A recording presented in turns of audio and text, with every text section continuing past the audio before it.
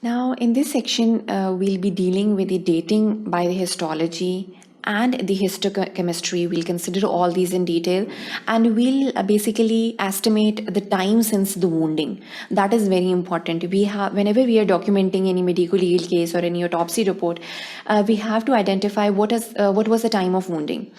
And another thing that we have to keep in our mind, for example, if there is any case of child abuse, there are basically different injuries at different datings.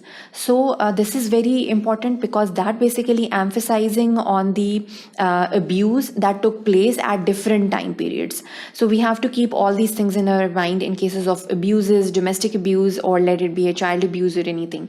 So all these dating phenomena, the histological changes and the histochemistries that take place, it's very important and can identify the time and the dating for the wounds.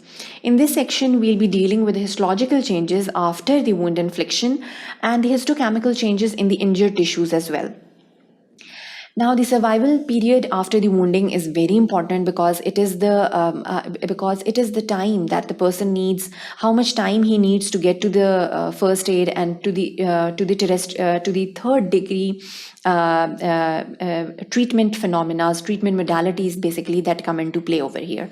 So all of these things basically add to the investigations that we come across.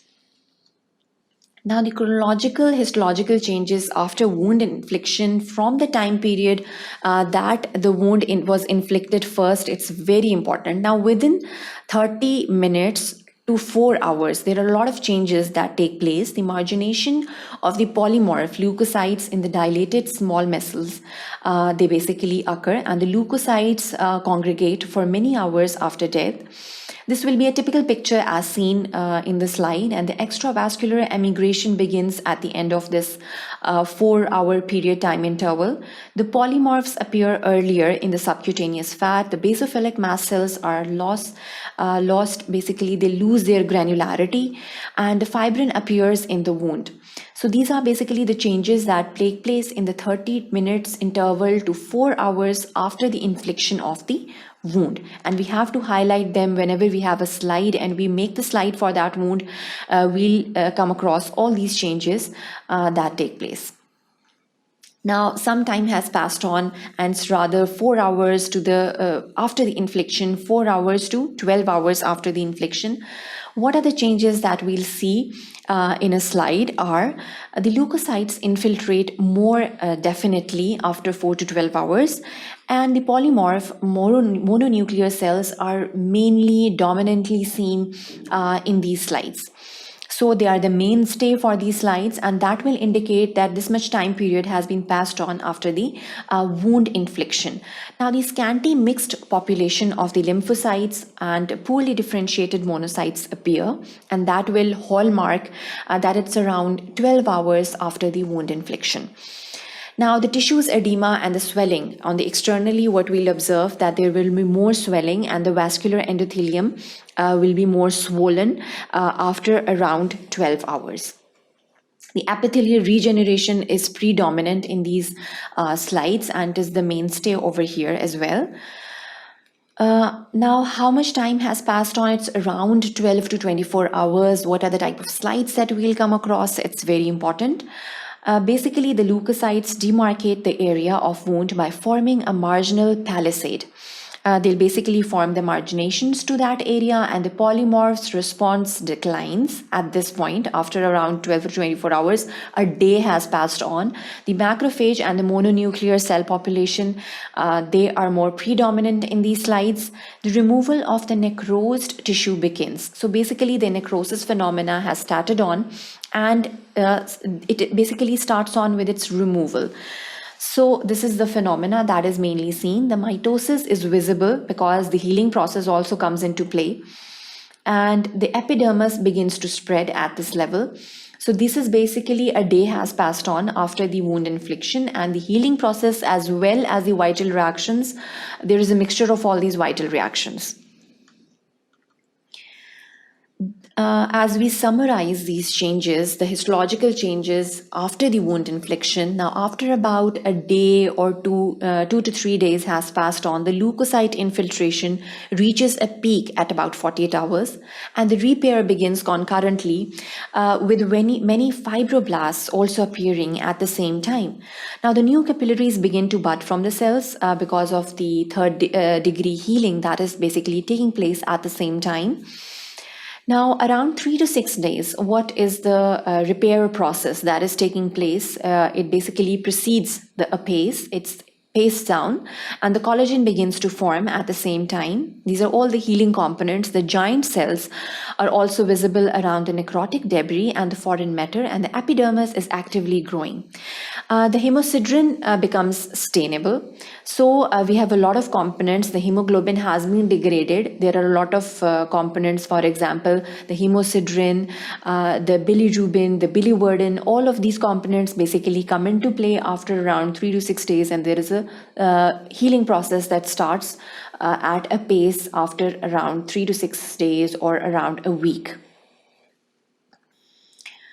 So around 10 to 15 days, the cellular reaction subsides in the small wounds and the vascularity decreases, the cell population drops, the vital reactions are basically fading out, and the fibroblasts are most active at this stage. The epidermis becomes thin and flat. Around 2 weeks to several months, the consolidation of the healing tissue continues, the inflammatory response is vanished, and the collagen and the elastin basically decreases. So that is the healing process. Basically, it comes into play. The vascular scar is formed. Scar formation is basically the mainstay to this, and the dense and the avascular structures, they start playing. The epithelium remodels and the dermal papilla, they basically reappears at this level around 2 weeks to several months. Now, the positive and the negative vital reactions are a part of all of these histochemical changes. There are a lot of enzymatic changes, the aminopeptidases, the histopeptidases, they all come into play through these histochemical changes, and the tissue cathepsins. They are basically a part of the tissue remodeling and the scar formation, so they also come into play.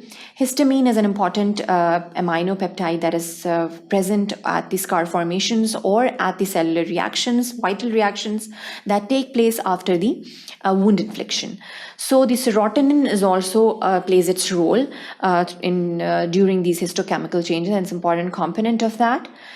The enzymes that appear at the time intervals are the ATP and the esterase. That is basically the adenosine triphosphatase, and the esterase is the initial first hour. Then the aminopeptidases are the initial 2 hours. The acid phosphatases refers to the 4 hours time interval time period, and the alkaline phosphatases, polymorphonuclears, are around 8 hours time interval. The mononuclears are around 16 hours time interval. So the survival period after wounding is very important. The first aid given to the wounded patient is very important. What was the probable interval between the fatal injuries and the death? This is something that a forensic expert has to document upon while he's writing down his report. Whatever the time interval was, and how much time it took for the death to ensue. It's the time interval that has to be documented by the person at the autopsy report. Serotonin, basically, reaches its maximum within 10 minutes and at least 2 folds after the injury. And the histamine, it basically increases within 10 to 30 minutes and almost 1.5 fold after the injury. So all these enzymes have to be recorded, and they basically contribute towards the fatal injuries, wound inflictions, and the estimation of the time since death. So these are basically the phenomena that come into play at the histochemical and the histopathological level, and they're very important while we are estimating the time since death and the wound infliction. This is very important. That was the end to this section. Thank you for watching sqadia.com.